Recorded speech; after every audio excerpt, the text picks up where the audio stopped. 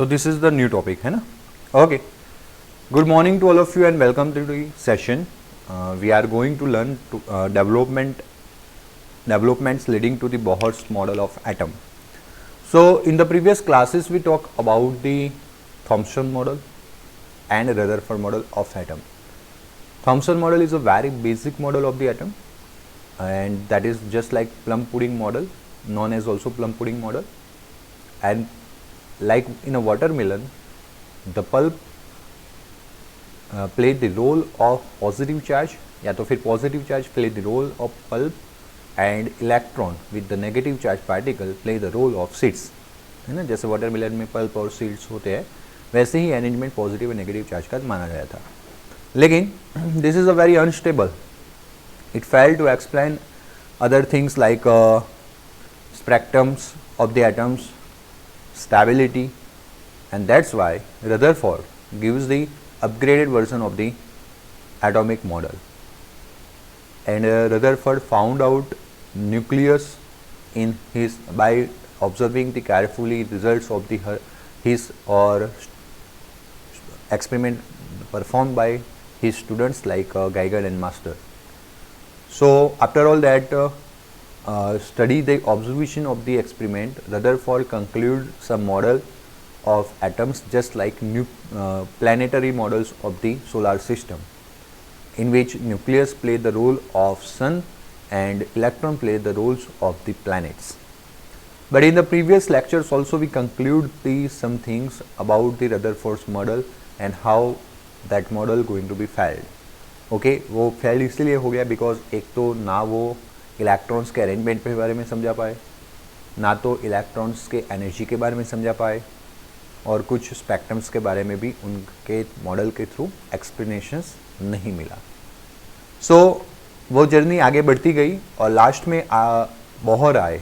Okay so आज हम पढ़ने वाले हैं कि बोहर ने क्या क्या डेवलपमेंट किया.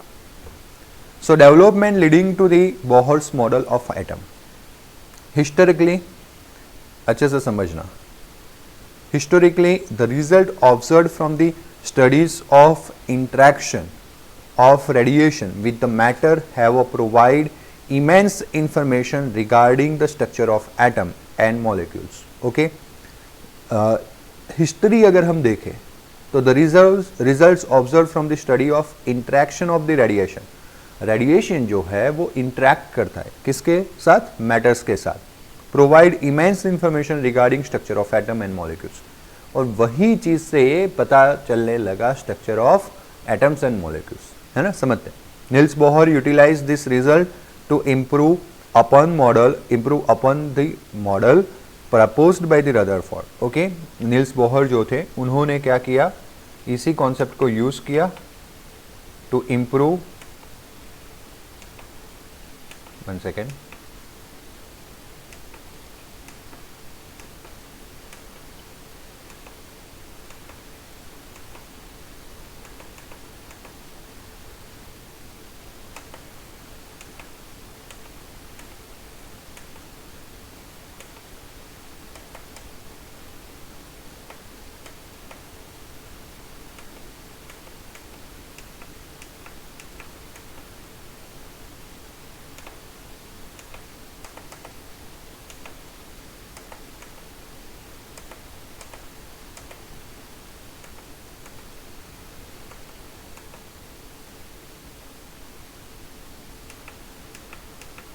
Okay sorry. हाँ तो बात कर रहा था मैं यहाँ पे कि निल्स बोहर ने क्या किया, जो interaction of the radiation and matter के जो रिजल्ट्स थे वो यूज किए किसके लिए? Upgradation of the Rutherford models के लिए.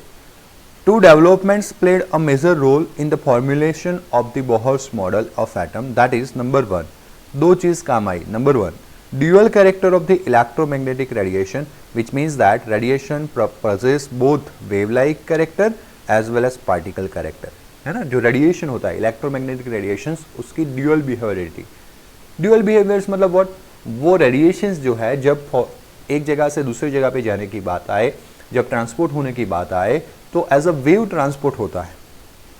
देन और जब किसी के साथ इंटरेक्ट करने की बात आए तब वो एज अ पार्टिकल इंटरेक्ट होता है. ओके तो this is known as dual character. और दूसरी बात थी experimental results regarding atomic spectra. उस वक्त एटॉम में से जो स्पेक्टर्स मतलब कि जो इलेक्ट्रोमैग्नेटिक रेडिएशन आइदर एब्सॉर्ब हो रहा था या तो फिर निकल रहा था, एमिट हो रहा था, वो एटॉमिक स्पेक्ट्रा का ऑब्जर्वेशंस किया गया। ये दोनों ऑब्जर्वेशंस के थ्रू ड्यूअल बिहेवियरिटी और एटॉमिक स्पेक्ट्रा के थ्रू फॉर्मुलेशंस हुआ कौन से मॉडल का? बोहर मॉडल का। First we will discuss about the dual nature of electromagnetic radiation and experimental results regarding atomic spectra. ये दोनों पहले समझते हैं और फिर समझने का ट्राई करते हैं what is the model of atom suggest by Bohr. तो सबसे पहले wave nature of electromagnetic radiation समझते हैं, बिल्कुल बेसिक कॉन्सेप्ट्स है, अच्छे से समझेंगे। In the mid 19th century physics actively studied absorption, है ना, जो साइंटिस्ट थे उन्होंने एब्जॉर्प्शन स्टडी किया as well as emission of radiation by heated object. जब किसी ऑब्जेक्ट को आप हीटअप करते हो, जैसे कि आपने लोहा हीटअप करते हुए देखा होगा, है ना, तो उसमें आपने देखा होगा कि when you heat up that iron तो it converts into red colour, yes और नो? पहले येलो एंड धीरे धीरे रेड कलर में कन्वर्ट हो जाता है। हाँ या ना? देखा है ना आपने लोहा गर्म होते हुए। सो वो आपको कलर क्यों देखा? एक लाइटनिंग ऑब्जेक्ट में वो क्यों कन्वर्ट हुआ मेटल?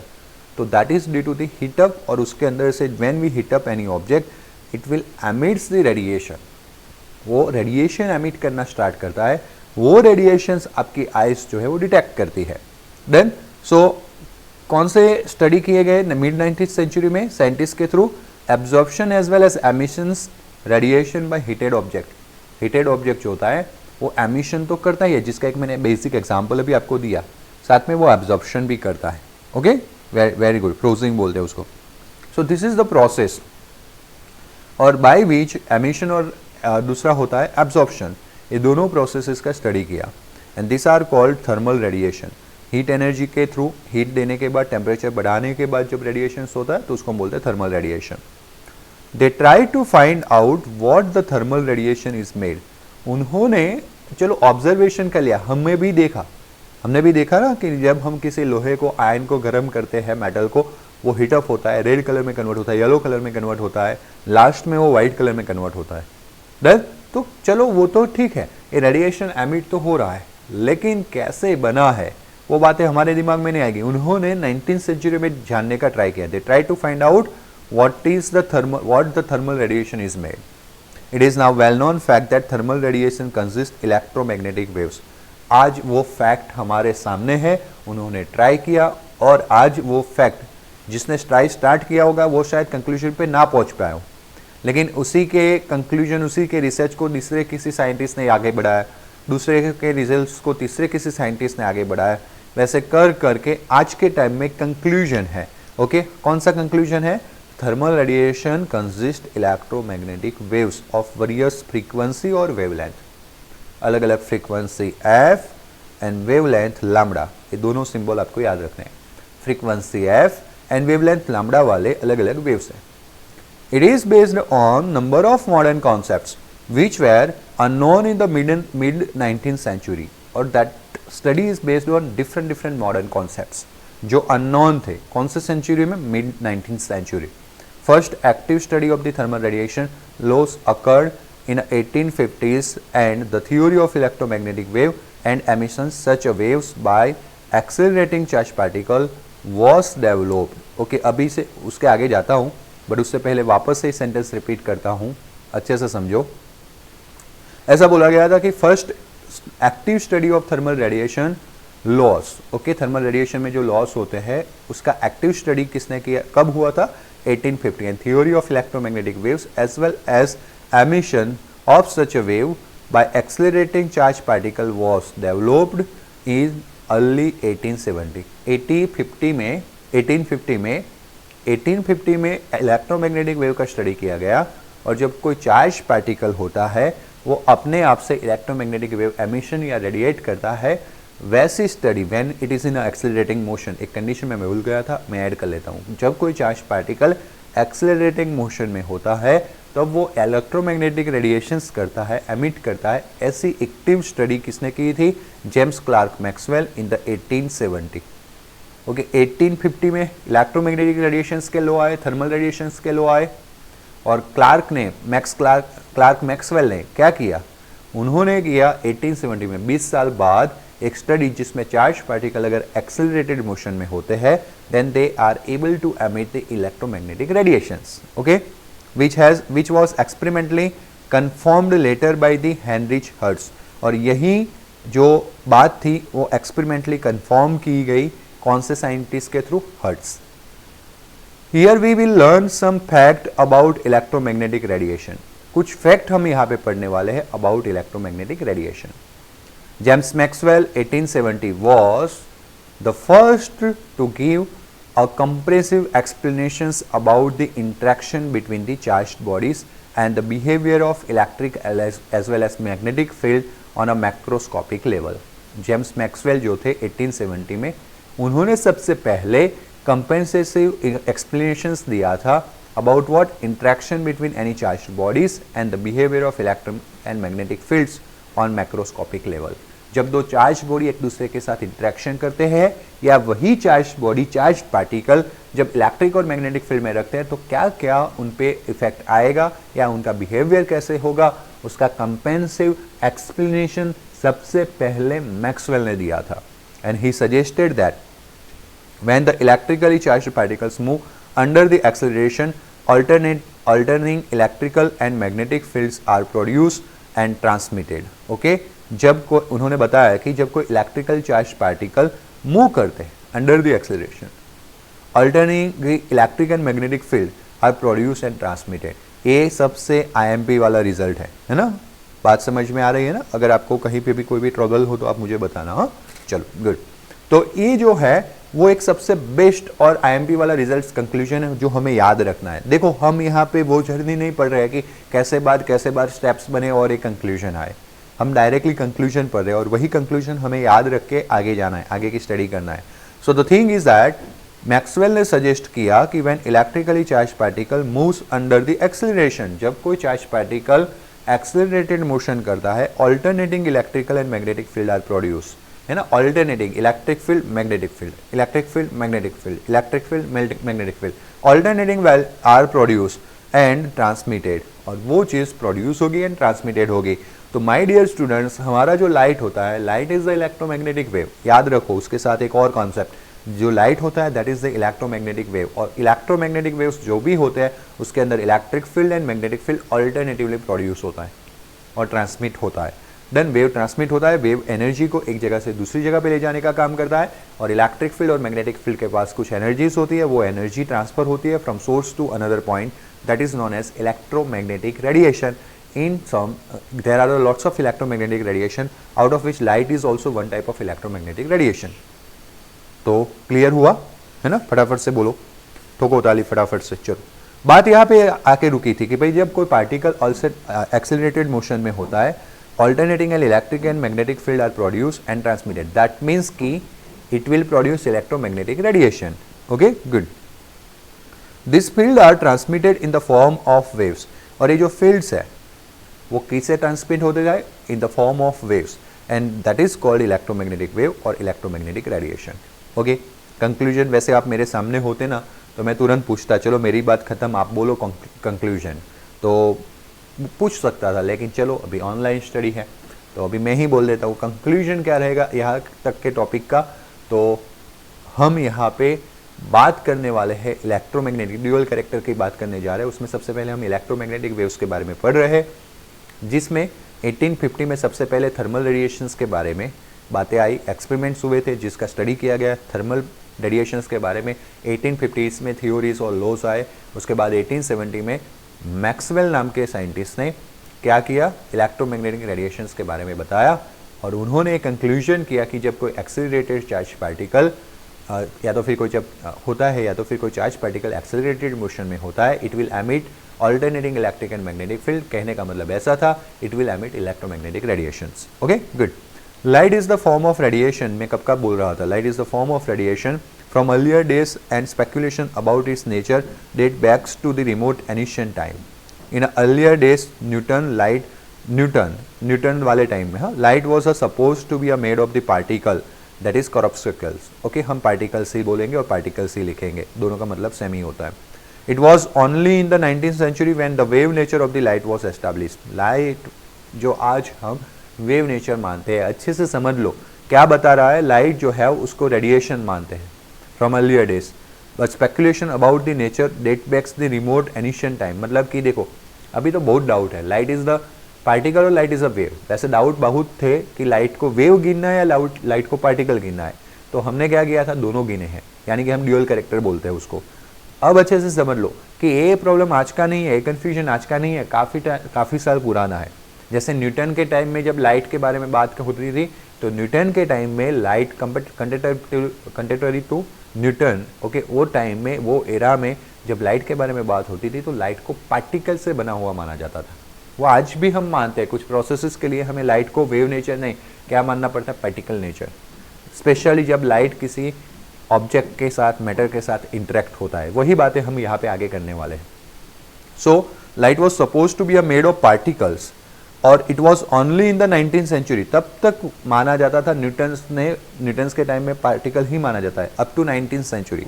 और 19th सेंचुरी में लाइट का कौन सा नेचर सामने आया, wave nature. Maxwell was again the first reveal that light waves are associated with oscillating electric and magnetic characters. Okay, और सबसे पहले वेव नेचर बताने वाले साइंटिस्ट कौन थे, मैक्सवेल। इसीलिए मैक्सवेल ने सबसे पहले बताया कि light is nothing but electromagnetic wave, और जिसके अंदर एसोसिएट है किसके, मतलब कि light is associated with the oscillating of which field, electric and magnetic field. And जैसे कि यहाँ पे आप देख लो इलेक्ट्रिक एंड मैग्नेटिक फील्ड के ऑसिलेशंस कैसे रहेंगे। मान लो कि this is the 3 axis dimensionals x, y and z, and suppose x axis is the direction of propagation, then in the y axis maximum 0, minimum side 0, maximum 0, minimum side 0. This is the ये जो वाला component है जो कौन से plane में है, Y x, ये वाई में मैक्सिमम मिनिमम हो रहा है, एक्स में आगे बढ़ रहा है, तो वाई एक्स प्लेन में कौन सा कंपोनेंट ऑसिलेशन कर रहा है, मैग्नेटिक कंपोनेंट। अगर वाई एक्स में मैग्नेटिक कर रहा है तो एक्स में आगे बढ़ रहा है, और जेड में कौन component, Z maximum minimum minimum, wave nature में कौन जा रहा है, इलेक्ट्रिक फील्ड कंपोनेंट। तो अगर वाई एक्स में मैग्नेटिक फील्ड है तो जेड एक्स प्लेन में कौन होगा, इलेक्ट्रिक फील्ड, और दोनों में जो कॉमन है वो आपका क्या होगा, direction of propagation.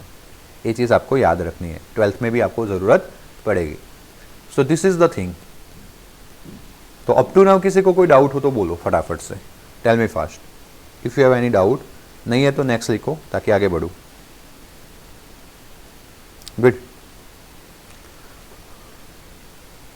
Although electromagnetic wave motion is a complex in a nature, ये जो इलेक्ट्रोमैग्नेटिक वेव मोशन है वो काफ़ी कॉम्प्लेक्स होता है नेचर में। We will consider here only a few simple properties, हम कुछ सिंपल प्रॉपर्टीज को ही यहाँ पे कंसिडर करने वाले हैं। The oscillating electric and magnetic field produced by oscillating charge particle. Okay, जैसे कि हम अभी ज़्यादा कॉन्सेप्चुअल तो स्टडी नहीं करने वाले हैं लाइट्स के बारे में, हम यहाँ पे जो स्टडी करने वाले हैं वो क्या है, वो है उसके प्रॉपर्टीज। ओके, सिंपलर प्रॉपर्टीज, जैसे कि सबसे पहले हैं oscillating electric and magnetic field produced by oscillating charge particles. Oscillating electric and magnetic field by produced by what, oscillating charge particles are perpendicular to each other. अभी आपने देखा हो तो y एक्सिस में ऐसे मैग्नेटिक फील्ड था और z axis में ऐसे कौन था, इलेक्ट्रिक फील्ड। तो इलेक्ट्रिक फील्ड जो था वो z एक्सिस में था और मैग्नेटिक फील्ड जो था वो कौन से एक्सिस में था, y एक्सिस में। And that's why y and z both are perpendicular to each other, and that's why oscillation of magnetic field and electric field are perpendicular to each other and both are perpendicular to direction of propagation, as this is the y, as this is the z, and z and y both are proportional to x axis, direction of propagation. Simplified picture of electromagnetic wave is shown in the figure. यहाँ पे आपको बताया गया है। Then आपको अच्छे से practice करके ऐसा ही शेप बनाना है। So the thing is that इस ऑसिलेटिंग वेव्स का और इस इलेक्ट्रोमैग्नेटिक वेव का सबसे पहला कैरेक्टर है कि ये जो दोनों वेव्स है वो एक दूसरे को परपेंडिकुलर, मतलब दोनों फील्ड जो है वो एक दूसरे को परपेंडिकुलर रहते हैं, as well as direction of propagation को भी परपेंडिकुलर रहते हैं। डायरेक्शन ऑफ प्रोपोगेशन मतलब कि वेव्स जिस डायरेक्शन में आगे बढ़ रहा है। तो this is the first characteristics. देखो इस चैप्टर में 2-2, 3-3 पॉइंट्स वाले थ्योरी बहुत ज़्यादा है। जैसे कि इसमें भी आपको कैरेक्टरिस्टिक्स पूछे तो कितने पॉइंट्स है,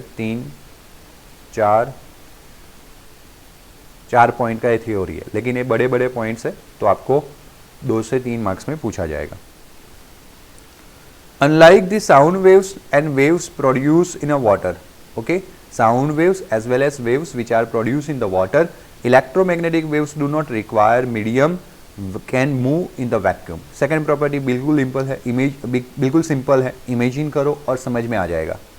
जैसे कि मानो कि साउंड वेव होते हैं ना, तो साउंड को ट्रांसफ़र होने के लिए एक जगह से दूसरी जगह पे जाने के लिए मीडियम चाहिए। अगर आप वैक्यूम में जाके चिल्लाओगे, मैं चिल्ला चिल्ला के आपको पढ़ाऊँ तो भी वैक्यूम में आपको कुछ सुनाई नहीं देगा। And that's why sound is a mechanical wave. It's require what, it's require medium to propagate, like water wave है ना, वाटर में जो वेव प्रोड्यूस होता है उसको वाटर मीडियम चाहिए।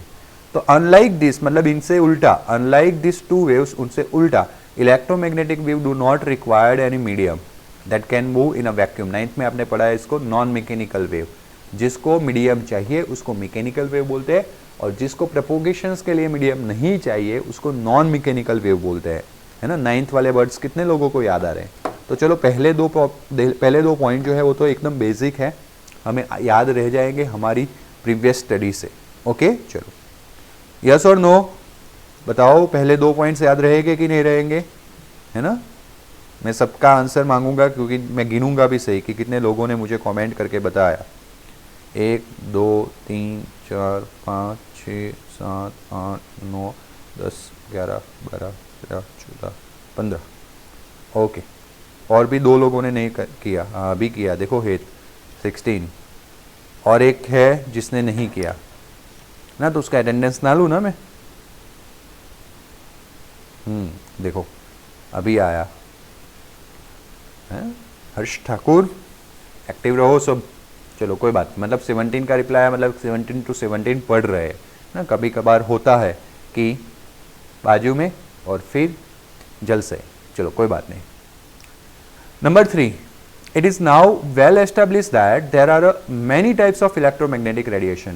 अब ऐसा एस्टेब्लिश हो चुका है कि वहाँ पे काफ़ी सारे इलेक्ट्रोमैग्नेटिक रेडिएशंस है। There are many types of electromagnetic radiation which differ from one another in the wavelength. एक दूसरे से अलग हो जाते हैं इन टर्म्स ऑफ वेवलेंथ या तो फिर frequency.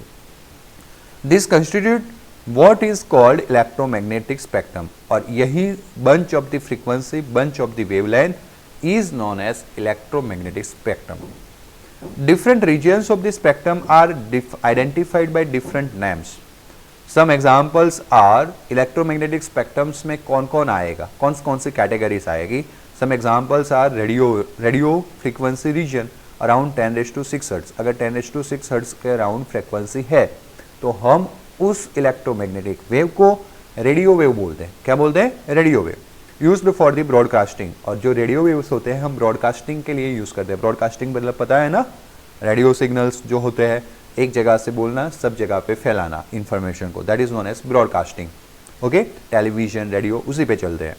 Microwave region around 10⁻10 hertz. अब मानो कि 10⁻10 हर्ट्ज रीजन में जाए फ्रीक्वेंसी, ओके बढ़ाया थोड़ा, तो वो कहाँ चला जाता है? माइक्रोवेव। और microwave which is used for radar, radar में भी यूज़ होते हैं और माइक्रोवेव ओवन में भी यूज़ होते हैं। Infrared reason is about 10⁻13, 10⁻13 hertz में इंफ्रारेड आ जाता है, which is use for heating purpose के लिए यूज़ किया जाता है। माय डियर स्टूडेंट्स, अगर आपको मैं ना पता हो तो बता दूं, जब लाइट जो सन में से आता है, जब किसी अर्थ सरफेस पे गिरता है और अर्थ सरफेस के बाद जब वो अर्थ सरफेस के टकराने के बाद जब वो रिफ्लेक्ट होके वापस आता है, तब वो इंफ्रारेड में कन्वर्ट हो जाता है। किस में कन्वर्ट हो जाता है? इंफ्रारेड। और यही इंफ्रारेड रेडिएशन जो है, the molecules which is present in the atmosphere, उसके थ्रू क्या हो जाता है? कलेक्ट हो जाता है, एब्जॉर्ब हो जाता है, and then it will produce the greenhouse effect. Okay, or this greenhouse effect, if it is in a more proportions, then that is known as the global warming. So this is the infrared regions around infrared region around the 10⁻13 hertz used for heating rays, heating waves भी बोलते हैं उसको। Ultraviolet region around 10⁻16 hertz, 10⁻16 hertz के around जो रीजन होता है उसको हम अल्ट्रावायोलेट रीजन बोलते हैं. That is component of the sun's radiation. It is very dangerous for the human beings. Okay, अगर डायरेक्टली स्किन के कॉन्टैक्ट में आते हैं तो डेंजरस इफेक्ट क्रिएट कर सकते हैं, कैंसर क्रिएट कर सकते हैं स्किन में. The small portion of around 10⁻15 hertz, और 10⁻15 हर्ट्ज में एक स्मॉल पोर्शन है छोटा सा, that is ordinary called visible light, जिसको हम विजिबल लाइट बोलते हैं. It is only this part which our eyes can see. ये पूरे स्पेक्ट्रम में से सिर्फ इसके अराउंड अगर फ्रीक्वेंसी होगी तो हमारी आइज उसको देख पाते हैं, इसलिए उसको विजिबल लाइट बोला गया, विजिबल रीजन बोला गया. बाकी सेंसिबिलिटी नहीं है आइज में. Special instruments are required to detect non visible radiation, और अगर जो नॉन विजिबल रेडिएशन है उसको डिटेक्ट करना हो तो आपको क्या चाहिए, अलग अलग स्पेशल इंस्ट्रूमेंट चाहिए. अब नाउ लिसन केयरफुली, क्या पढ़ा हमने, तो हमने रेडियो वेव से स्टार्ट किया था. 10⁻6 रेडियो वेव्स. रेडियो वेव्स में भी अलग अलग टाइम होते हैं, एम्पलीट्यूड मॉड्यूलेशंस, फ्रीक्वेंसी मॉड्यूलेशंस. वो मॉड्यूलेशंस वाले जो वर्ड्स है वो जब हम ट्रांसमिशन सिस्टम्स पढ़ते हैं तब काम लगते हैं, but this is the radio waves. और उससे ज़्यादा हो, 10⁻6 से कम फ्रीक्वेंसी हो तो लॉन्ग रेडियो वेव्स. अब now listen carefully, C = F lambda, एक फॉर्मूला रहेगा. F का यूनिट है 1/सेकंड और लैम्डा का है मीटर, तो मीटर पर सेकंड आ गया unit of the speed. So C = F lambda बिल्कुल इंपॉर्टेंट और IMP फॉर्मूला रहेगा, आपको आगे जब मैं न्यूमेरिकल करवाऊंगा तब भी काम आएगा. तो C = F lambda, this is the formula first of all. Second thing, according to this formula, F and lambda is related to with each other, and F = C over lambda. This is known as inversely proportionality. If lambda increase, frequency decrease. If frequency increase, lambda decrease. तो देखो यहाँ पे frequency decrease हो रहा है तो lambda increase है ना. यहाँ पे लैम्डा सबसे कम है और यहाँ पे लैम्डा सबसे ज़्यादा है. यहाँ पे फ्रीक्वेंसी सबसे कम है और यहाँ पे फ्रीक्वेंसी सबसे ज़्यादा है. तो आप देख लो कि 10⁻0 से फ्रीक्वेंसी स्टार्ट होता है, 10⁻0 से लेके यानी 1 से लेके कितना तक, 10⁸ तक ऑलमोस्ट. ओके, कौन रहता है, रेडियो वेव्स. और इसमें कम फ्रीक्वेंसी मतलब long radio waves. Long word किसके लिए आया, वेवलेंथ के लिए. वेवलेंथ सबसे ज़्यादा होता है तो लॉन्ग रेडियो वेव्स, और अगर ए वाला पोर्शन है तो शॉर्ट रेडियो वेव्स, उसमें FM और AM आ जाता है. तो रेडियो वेव्स का ये बड़ा सा पोर्शन. उसके बाद आता है माइक्रोवेव्स अराउंड 10⁻10. ओके, अब 10⁻10 माइक्रोवेव्स आ गया. अगर आपको इस दोनों के बीच में कुछ 10 का पावर का रिलेशन चाहिए ना, तो देखो C होता है 3 × 10⁸, यानी कि 10⁸. देखो उसी का ही डिफरेंस है, 10⁻0 तो 10⁸, 10⁻2 तो 10⁻6 है ना. इसमें से क्या करना है, 8 में से 2 कट कर देना है, 8 में से 4 कट करो 4, 8 में से 6 कट करो 2. तो अगर आप एक रेंज याद रख ले तो फ्रीक्वेंसी का, तो आपको वेवलेंथ का रेंज याद रह जाएगा, 8 में से कट करना है ना. फ्रीक्वेंसी अगर आपको लैम्डा चाहिए तो C/F, तो आप C ले लो 10⁸, और ये जो फ्रीक्वेंसी का है वो कट कर लो तो लैम्डा का रेंज मिल जाएगा. देन चलो लाइकवाइज माइक्रोवेव के बाद आता है इंफ्रारेड, 10⁻12 10⁻14 वाला. ये इंफ्रारेड जो है that is a heating wave, heating waves बोलते हैं उसको. और उसके बाद आता है 10⁻16 में UV. बट ये जो 10⁻15 वाला जो पोर्शन है उस पोर्शन में हमारा आ जाता है विजिबल स्पेक्ट्रम, है ना. विबग्योर याद है कि नहीं आपको, विबग्योर है ना. That is the violet, Indigo, blue, green, yellow, orange and red. This one is the red, इस साइड वाला, और this one is the violet. फिर आएगा इंडिगो, फिर आएगा ब्लू, फिर ग्रीन, फिर येलो, फिर orange and then red. Then ये सब मिक्सचर है. कंप्यूटर में भी इसमें काफ़ी अच्छे से ये वाला विजिबल स्पेक्ट्रम हम कलर्स में यूज़ करते हैं. फिर आता है UV. तो हमारे विजिबल स्पेक्ट्रम के दोनों साइड है इंफ्रारेड और UV. UV के आगे जाओ एक्सरे, और एक्सरे के आगे जाओ गामा, और इधर विजिबल से इस साइड जाओ इंफ्रारेड, और उसके बाद माइक्रोवेव और फिर रेडियो वेव्स. ओके, बस इस तरह से हमें याद रखना है. तो क्लियर हो गया. रेडिएशंस के बारे में कोई डाउट, स्पेक्ट्रम्स के बारे में कोई डाउट है, हाँ या ना. ओके, एंड द फोर्थ, यहाँ तक की थ्योरी आएगी, उसके बाद की थ्योरी नहीं आएगी. फोर्थ पॉइंट है different kinds of units are used to represent electromagnetic radiation. अलग अलग यूनिट्स यूज करते हैं हम to represent the electromagnetic radiations, है ना. Is it clear to all of you. This 4 points, ये चारों के चारों पॉइंट्स आपके इंपॉर्टेंट हो सकते हैं थियोरी पर्पज. ओके, चलो. This radiation are characterized by the properties, namely frequency which is nu. This symbol is nu, but ये न्यू सिंबल हम ऐसे कैसे लिखने जाएंगे, है ना. एग्जाम में भूल गए और V लिख दिया तो आगे जब V = F लैम्डा आएगा ओके तो आप v equals to v lambda लिख दोगे, वी शायद कट कर दिया तो गलती से, एंड दैट्स वाई हम फ्रीक्वेंसी को बुक के सिंबल न्यू से नहीं बट फ्रीक्वेंसी को कैसे रिप्रेजेंट करेंगे, एफ से। तो जहां जहां पे भी न्यू आएगा मैं एफ करूंगा, तो आप भी अपनी बुक में एफ कर लेना, आगे जाके फंस सकते हो, दैट्स वाई। ओके चलो, एंड वेवलेंथ लैम्डा, दो कैरेक्टरिस्टिक्स होती है। ऐसा unit for the frequency, frequency होता है ऐसा यूनिट हर्ट्ज, हर्ट्ज यानी 1/सेकंड, सेकंड इनवर्स, तो हर्ट्ज भी लिख सकते हैं, सेकंड इनवर्स भी लिख सकते हैं। After the name Heinrich Hertz, it is defined as the number of waves that pass given point in a 1 second, particular point में से कितने नंबर ऑफ वेव पास हुए हैं पर सेकंड में, that is known as frequency. Wavelength should be the units of the length, wavelength यानी length, okay that is, and as you know that ऐसा unit of length is the metre, तो wavelength का unit भी क्या हो जाएगा, metre. Since the electromagnetic radiation consist different kinds of the wave of much smaller wavelength, smaller units are also used. कभी कभी आपने देखा हो तो स्मॉलर वेवलेंथ भी था। रेडियो वेव्स सबसे लॉन्गर वेव होते हैं क्योंकि उनका वेवलेंथ सबसे ज़्यादा, और आप इधर आओ एक्सरे और गामा साइड है ना, रेडियो वेव्स इधर और एक्सरे और गामा इधर, एक्सरे और गामा, गामा का सबसे कम वेवलेंथ, और इसलिए वहाँ पे छोटे unit of the wavelength, metre के छोटे unit that is picometre, nanometre, angstrom, वो यूज़ होता है। तो आपको पता होगा ना 1 angstrom equals to 10⁻⁻10 metre, 1 nanometre equals to 10⁻⁹ metre, 1 picometre equals to 10⁻12 metre. Figure shows various type of electromagnetic radiation which differs from one another in a wavelength and frequency, जो हमने अभी देखा।